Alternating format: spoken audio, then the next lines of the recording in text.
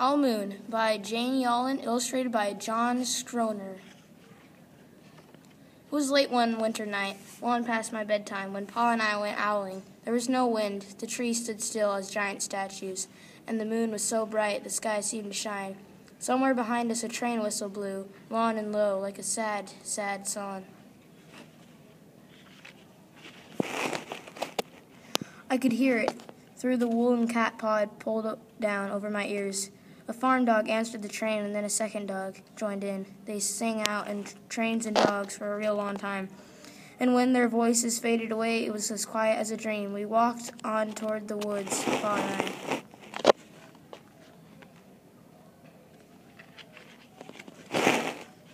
I. Our feet crunched over the crisp snow, and little gray footprints followed us. Pa made a long shadow, but mine was short and round.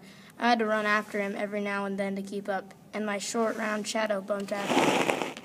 But I never called out. If you go owling, you have to be quiet. That's what Pa always says.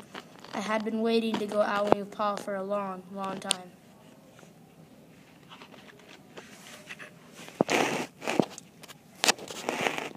We reached the line of pine trees, black and pointy against the sky, and Pa held up his hand.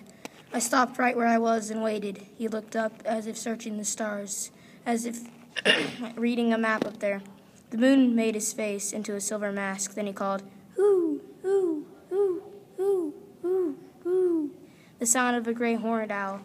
Hoo, hoo, hoo, hoo, hoo, hoo.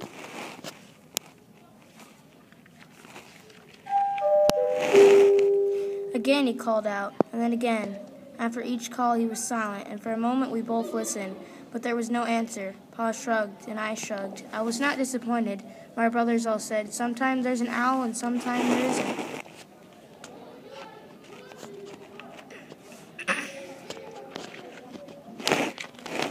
We walked on. I could feel the cold as if someone's icy hand was palmed down on my back. And my nose, at the top of my cheeks, felt cold and hot at the same time, but I never said a word. If you go owling, you have to be quiet and make your own heat.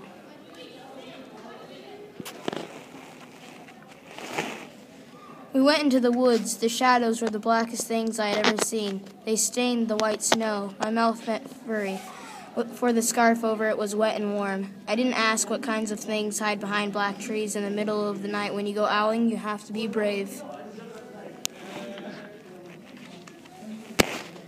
When we came to a clearing in the dark woods, the moon was high above us. It seemed to fit exactly over the center of the clearing, and the snow below it was whiter than the milk in a cereal bowl.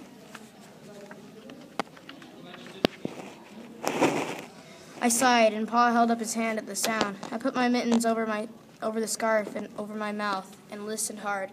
And then Pa called, "Hoo, hoo, hoo, hoo, hoo, hoo. Hoo, hoo, hoo, hoo, hoo, hoo." I listened and looked so hard my ears hurt, and my eyes got cloudy with the cold. Pa raised his face to call out again before he could open his mouth. An echo came threading its way through the trees. Hoo, hoo, hoo, hoo, hoo, hoo.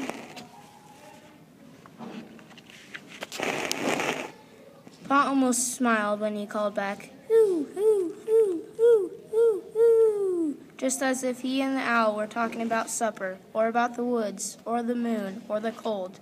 I took my mitten off the scarf off my mouth, and I almost smiled too.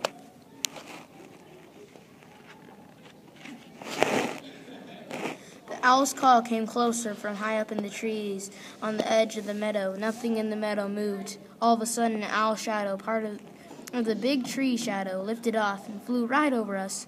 We watched silently with heat in our mouths, the heat of all those words we had not spoken. The shadow hooted again.